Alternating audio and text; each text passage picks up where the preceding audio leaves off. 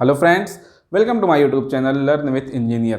Friends, आज हम लोग डिस्कस करेंगे voltage and reactive power control, जिसमें सबसे पहले हम रिलेशनशिप देखेंगे कि वोल्टेज ड्रॉप अक्रॉस अ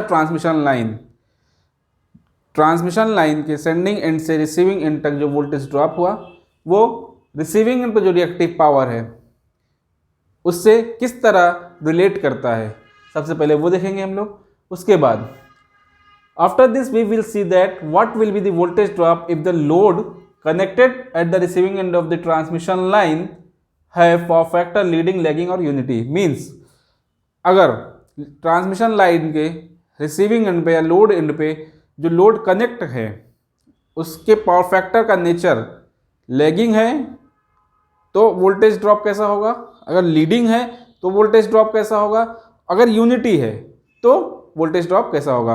उसके बाद फाइनली हम लोग देखेंगे we will explain the concept of var compensation by shunt capacitor and which type of connection star delta is used for this compensation. Means कि वार कंपनसेशन क्या चीज़ होती है वो हम एक्सप्लेन करेंगे, और इस वार कंपनसेशन के लिए जो कैपेसिटर यूज़ होगा वो किस तरह यूज़ होगा, मीन्स स्टार कनेक्शन में यूज़ होगा या डेल्टा कनेक्शन में यूज़ होगा। सो ये सारी चीज़ें इस वीडियो में हम लोग कवर करेंगे। So friends, let's start.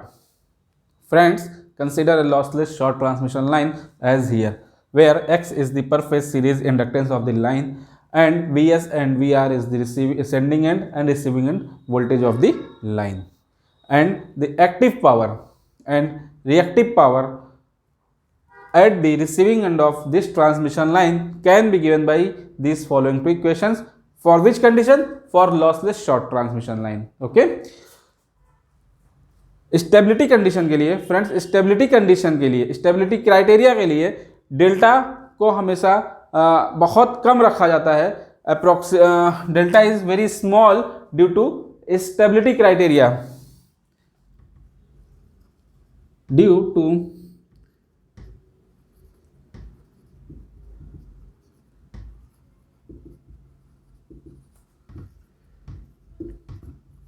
very small, that means delta is approximately zero।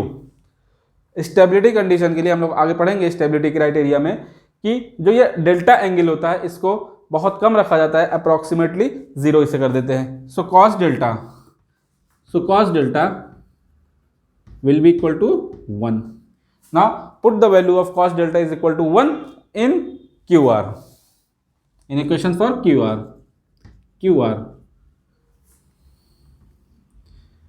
Vs Vr upon X cos delta means 1 minus Vr का स्क्वायर mod of Vr का स्क्वायर अपॉन X। अब Vr इस upon X को हम लोग common ले लेते हैं, QR VR upon X common हो गया, mode of Vs minus mode of VR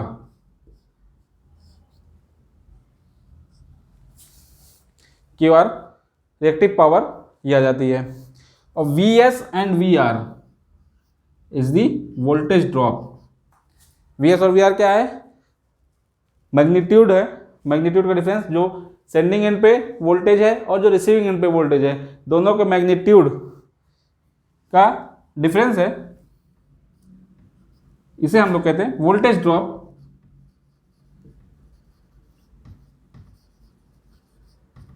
across the line Vs minus Vr is the voltage drop across the line. So from this equation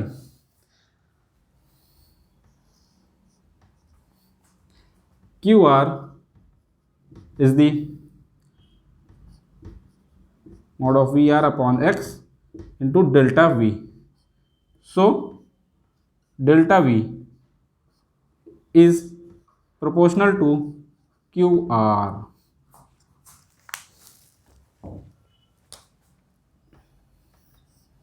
friends, voltage drop के लिए, जो voltage drop हमारा एक line के cross हो रहा है वो डायरेक्टली प्रोपोर्शनल हो गया reactive power at the receiving end of the transmission line. Friends, अब हमारा सारा डिस्कशन इसी फॉर्मूले को देखते हुए होगा। ये रिलेशनशिप हमें मिल गया, फॉर्मूला नहीं, एक रिलेशनशिप मिल गया हमें। इसी पे पूरा वोल्टेज कंट्रोल, पावर सिस्टम में पूरा वोल्टेज कंट्रोल इसी रिलेशनशिप पे डिपेंड करता है। सो फ्रेंड्स, अब हमने एक चीज़ ये पिछली वीडियोस में देखा था कि लैगिंग पावर फैक्टर पे या इंडक्टिव लोड जो कनेक्ट होता है उसके लिए जो रिएक्टिव पावर होती है वो पॉजिटिव होती है, और जो अगर लीडिंग लोड है उसके लिए जो रिएक्टिव पावर होती है वो निगेटिव होती है, और अगर यूनिटी पावर फैक्टर है तो वहाँ पे रिएक्टिव पावर हमारी 0 हो जाती है। इसको हम यहाँ पे लिख लेते हैं।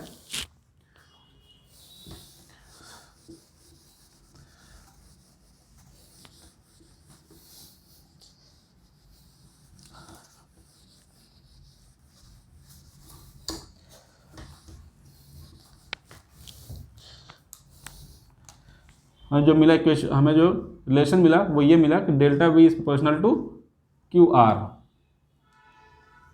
Reactive power at the receiving end of the transmission line. ठीक, डेल्टा वी हमें ये मिला। अब डेल्टा वी मतलब mod of V S minus mod of V R is proportional to Q R. ठीक, तो हम बेसिकली ये जानते हैं स्टैंडर्ड कन्वेंशन के हिसाब से जो है कि reactive power Q R will B positive for lagging load, या इसे हम इस तरह देखते हैं कि अब आप कंसीडर करिए कि जो हमारा लोड कनेक्ट है उसका पावर फैक्टर लैगिंग है, means at lagging power factor load, at lagging power factor load Q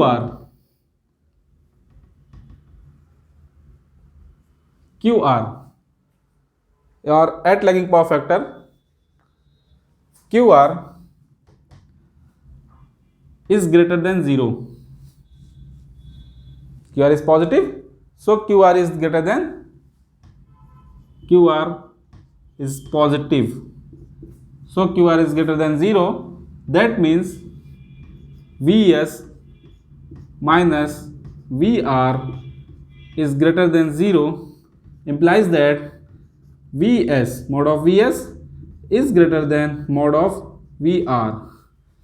सो इससे अब हमें क्या मिलता है कि अगर हमारा लैगिंग पावर फैक्टर पे काम कर रहा है, रिसीविंग एंड हमारा लैगिंग पावर फैक्टर पे काम कर रहा है, जो लोड कनेक्ट है वो लैगिंग पावर फैक्टर का है, तो हमारा voltage at the sending end पे जो वोल्टेज होगा वो रिसीविंग एंड वोल्टेज से ज़्यादा होगा, मीन्स वहाँ पे ड्रॉप पॉजिटिव होगा।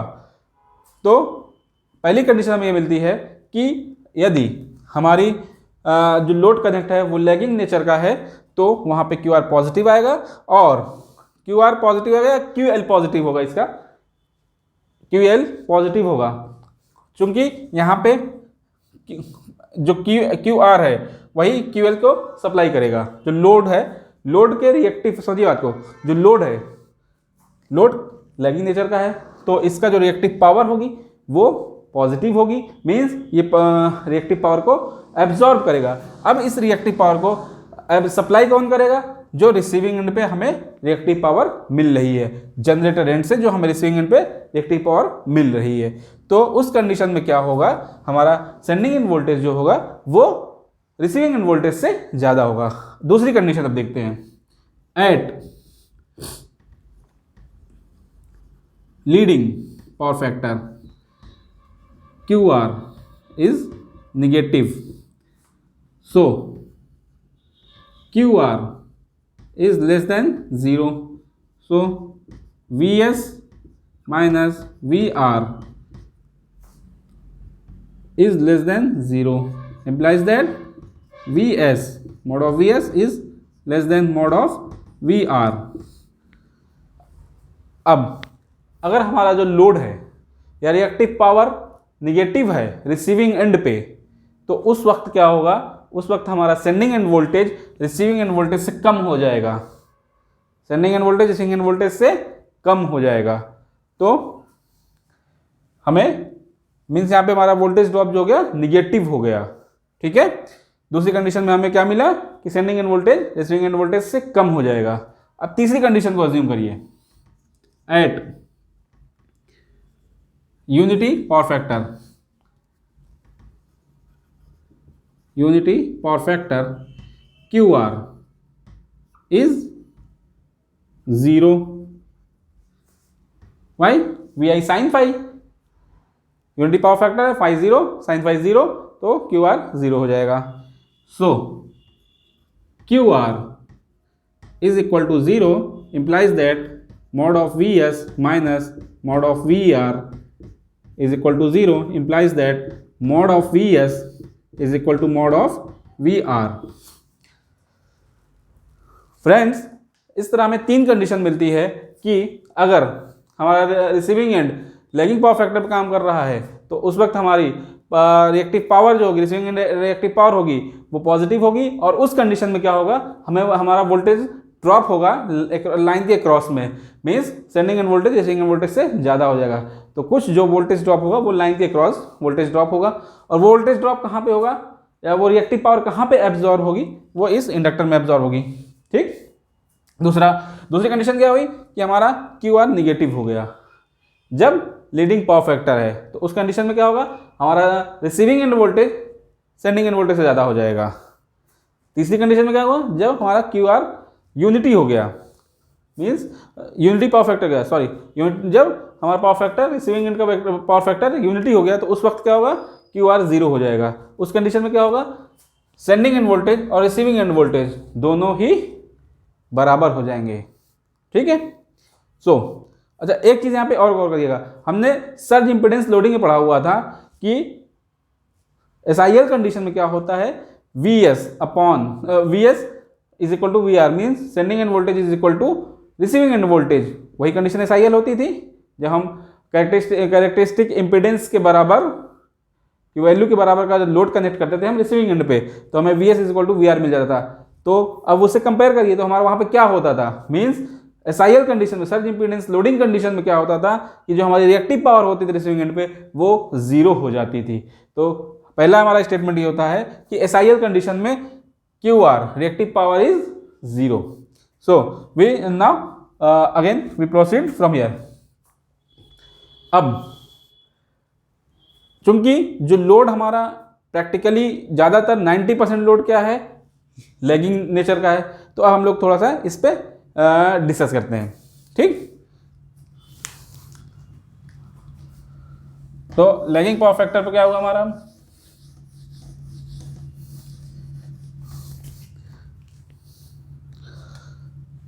जो वोल्टेज ड्रॉप हो रहा है, लैगिंग पावर फैक्टर पे क्या हो रहा है, वोल्टेज ड्रॉप हो रहा है, मींस वोल्टेज को VS ज़्यादा है VR से, लेकिन हमारी आइडियल कंडीशन क्या होती है कि जो सेंडिंग एंड वोल्टेज है और रिसीविंग एंड वोल्टेज है वो बराबर रखा जाए, रेटेड वोल्टेज के लगभग बराबर रखा जाए। अच्छा एक चीज़ और, जो हमने अभी इक्वेशंस देखे या जो रिलेशंस देखे कि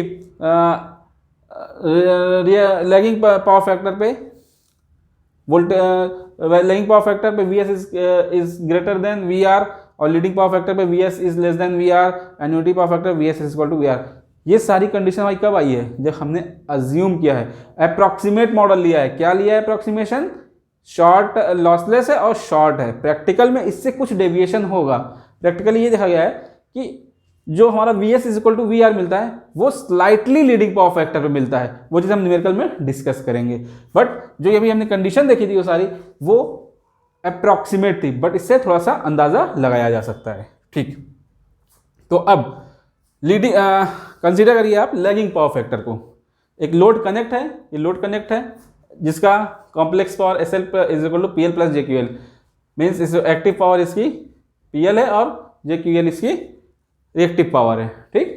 और ये लोड लैगिंग नेचर का है, तो लोड लैगिंग नेचर का है और हमें चाहिए क्या, V S is equal to V are.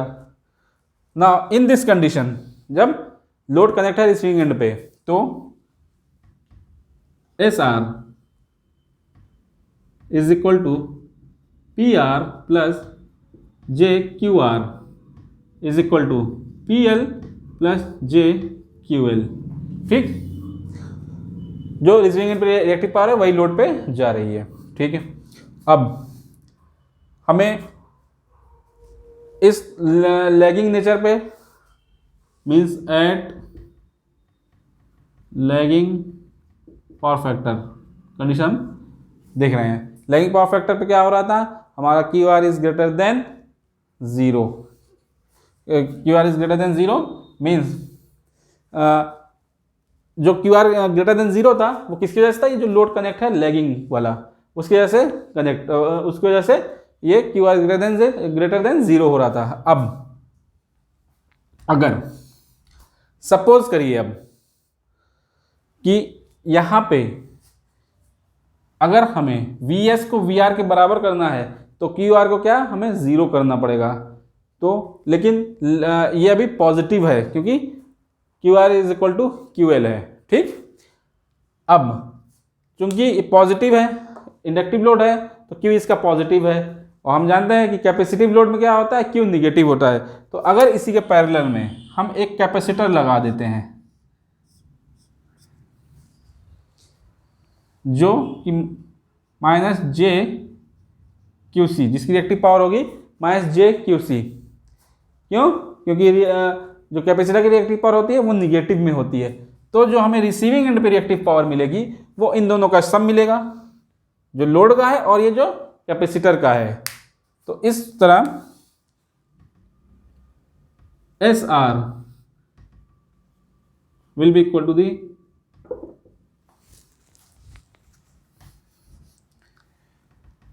S L plus S C. S L क्या है, एस आर को हम लिख सकते हैं P R plus J Q R is equal to P L plus J Q L. S C क्या है यहाँ पे, minus J Q C, minus J Q C. So Q R is equal to Q L minus Q C, ठीक। अगर Q C को बराबर कर दिया जाए क्यू एल के तो हमें क्यू आर जो मिल जाता है वो जीरो मिल जाता है। Means if Q C is equal to Q L then Q R becomes zero. तो इसका फिजिकल मीनिंग क्या हुई कि जो रिएक्टिव पावर हमें रिसीविंग एंड पे मिल रही थी, पॉजिटिव मिल रही थी, वो किसकी वजह से मिल रही थी, इस लोड की वजह से मिल रही थी। लोड का पावर फैक्टर लैगिंग था, इसलिए ये जो रिएक्टिव पावर थी उसको एब्जॉर्ब कर रहा था। तो वो जो एब्जॉर्ब कर रहा था उसे रिएक्टिव पावर मिलती कहाँ से, उसे receiving end power, receiving end से मिल रही थी जो कि जनरेटर एंड से आ रही थी, ठीक। लेकिन अब हमने ये क्या किया, हमने किया कि इसके पैरेलल में एक कैपेसिटर लगा दिया, शंट कैपेसिटर लगा दिया। उससे क्या हुई कि इसकी रिएक्टिव पावर माइनस में होती है कैपेसिटर की, तो ये क्या हुआ कि माइनस का मतलब क्या हुआ, ये पावर को डिलीवर कर रहा है, प्लस का मतलब एब्जॉर्ब कर रहा है, माइनस का मतलब डिलीवर कर रहा है। तो ये इंडक्टिव लोड रिएक्टिव पावर को एब्जॉर्ब कर रहा था और ये कैपेसिटर, जो कैपेसिटर है वो रिएक्टिव पावर को डिलीवर कर रहा है। तो इस तरह से ये देखा जाए तो ये जो इसकी ज़रूरत थी रिएक्टिव पावर की, इस लोड की रिएक्टिव पावर की जो ज़रूरत थी वो पूरा कौन कर दे रहा है, अब वो पूरा कर दे रहा है ये कैपेसिटर। तो हमें क्यू आर यहाँ पे जीरो हो गया, हमें जनरेटिंग एंड से रिएक्टिव पावर की ज़रूरत नहीं है। इस कंडीशन में क्या हुआ, जब क्यू आर जीरो हो गया तो हमें flat voltage profile means ideal condition मिल गई। ये चीज़ हम यही चीज़ हम चाहते थे आइडियल कंडीशन में कि सेंडिंग एंड वोल्टेज और receiving end voltage transmission line का सेम रहे एट रेटेड वोल्टेज। सो इस टेक्निक को क्या कहते हैं हम लोग, इसे कहते हैं VAR compensation by shunt capacitance. Okay, so और वोल्टेज, चूंकि वोल्टेज हमारा प्रोफाइल इंप्रूव हुआ, वोल्टेज ड्रॉप था वो जीरो हो गया, वोल्टेज प्रोफाइल इंप्रूव हुआ, so voltage compensation, voltage control means voltage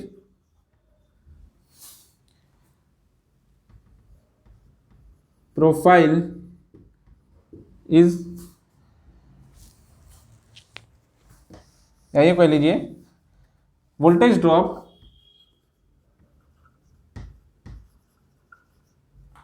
across the line is, across the line becomes zero or voltage profile improved by var compensation। ठीक, तो इसमें बेसिकली हुआ क्या कि जो रिएक्टिव पावर मीन्स, इसमें बेसिकली हमने किया क्या, एक तरह से पावर फैक्टर करेक्शन किया। क्यों? क्योंकि ये लैगिंग पावर फैक्टर था। ठीक, ये लैगिंग पावर फैक्टर का लोड था और ये लीडिंग पावर फैक्टर का लोड था। तो हमें क्या चाहिए था, क्यू आर जीरो चाहिए था, मीन्स क्यू जो हमें करंट थी आई आर, वो उसका एंगल जो होना चाहिए था वो जीरो होना चाहिए था, मीन्स वी आर के फेज में होना चाहिए था। तो हमने उसको करेक्शन किया। अगर नेटवर्क के टर्म में देखते हैं जरा सा, तो कुछ इस तरह है। मान लो आप आई एल जो है, मॉड ऑफ आई एल, इस तरह कुछ मान लीजिए आई एल, मान लीजिए आई एल फ्लो कर रही है। ठीक, यहाँ पे I L, mod of I L at the angle of -60 degree, और ये I C is equal to I C at the angle of 90 degree. तो हमें यहाँ जो आई आर मिल गई वो मिली हमें आई आर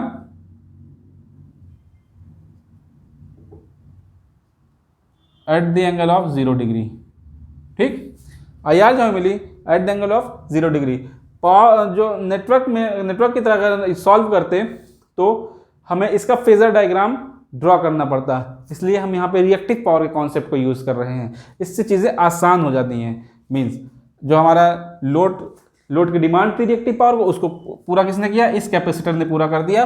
तो हमें यहाँ से रिएक्टिव पावर लेने की जरूरत नहीं हुई और हमारा क्यू आर जीरो हो गया, जिसकी वजह से हमारा वोल्टेज प्रोफाइल इंप्रूव हुआ और कोई वोल्टेज ड्रॉप नहीं हुआ एलॉन्ग द लाइन।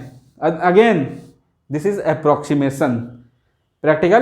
प्रैक्टिकली क्या होगा, थोड़ा सा डाइवर्ट होगा, ज़्यादा नहीं डाइवर्ट होगा, थोड़ा सा डाइवर्ट होगा, तो इससे अंदाज़ा लगाया जा सकता है। अब बात ये होती है दूसरा, अब 3 फेज लाइन है, सपोज दैट 3 फेज लाइन है हमारे पास। ठीक है, उसमें जो कैपेसिटर लगा, ये कैपेसिटर लगा, इसको हम कैपेसिटर बैंक लगाएंगे 3 फेज लाइन में। तो कैपेसिटर बैंक का कनेक्शन कैसा होना चाहिए, स्टार होना चाहिए या डेल्टा होना चाहिए।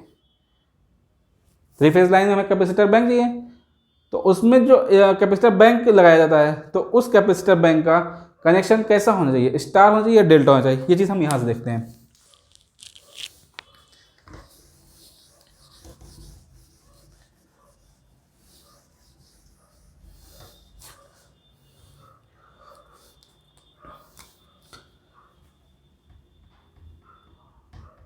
क्योंकि हम जेड डेल्टा जो होता है हमारा, जेड स्टार जो होता है जेड डेल्टा बाई 3 होता है। जब हम स्टार से डेल्टा से स्टार में कन्वर्ट करते हैं तो हमें जेड स्टार जो मिलता है कुछ इस तरह।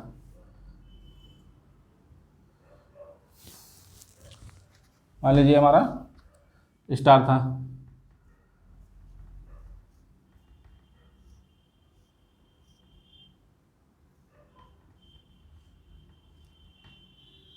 Z star, Z Y and Z Y, ये हमारा स्टार कनेक्शन में जेड वाई इस तरह है।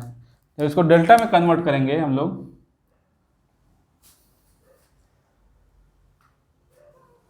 कुछ इस तरह से, मान लीजिए ये Z डेल्टा है, ड्राइंग मेरी बहुत पुअर है फ्रेंड्स।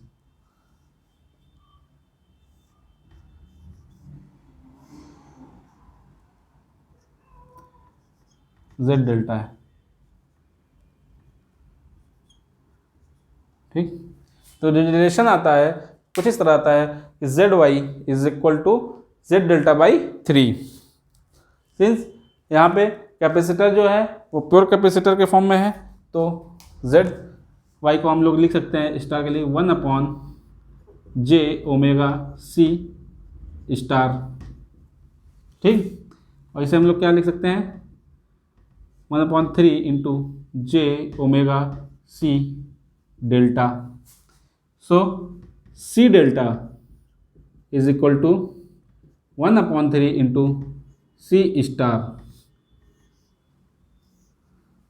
मीन्स अगर हमें पर फेज में जो हमारा पर फेज ये कैपेसिटेंस आया स्टार कनेक्शन में, अगर स्टार कनेक्शन में CY अगर 15 पिकोफैरेड का है तो हमें C डेल्टा की ज़रूरत डेल्टा कनेक्शन में अगर यूज़ करेंगे तो हमें केवल 5 पिकोफैरेड का कैपेसिटर लगाना पड़ेगा।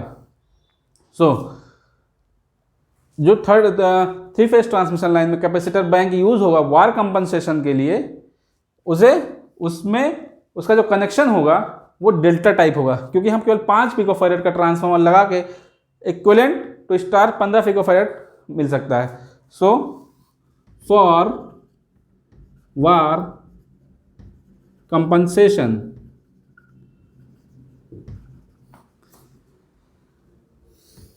Delta connected capacitor bank is always used. Okay friends, so it is all about the voltage and reactive power control, जिसमें हमने ये देख लिया कि रिएक्टिव पावर को कंट्रोल करके हम कैसे वोल्टेज प्रोफाइल को इम्प्रूव कर सकते हैं। दूसरा हमने ये भी देख लिया कि जो कैपेसिटर लगाते हैं थ्री फेज ट्रांसमिशन लाइन में उसका जो कनेक्शन होना चाहिए वो किस तरह से होना चाहिए, डेल्टा कनेक्टेड होना चाहिए।